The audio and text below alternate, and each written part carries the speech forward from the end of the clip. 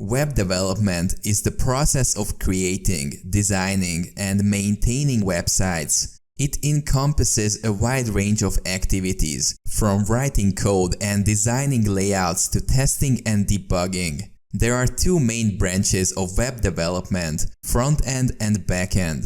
Front-end web development, also known as client-side development, is focused on the user interface and the user experience. It includes the design, layout, and user interactions of a website. Front-end developers use languages such as HTML, CSS, and JavaScript to create the visual aspects of a website. They also use frameworks such as Bootstrap, Foundation, and Material UI to make the development process faster and more efficient.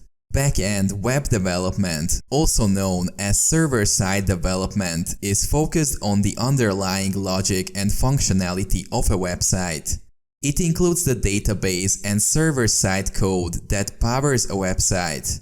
Back-end developers use languages such as PHP, Python, Ruby, and JavaScript to create the underlying logic and functionality of a website. They also use frameworks such as Ruby on Rails, Express.js, and Django to make the development process faster and more efficient.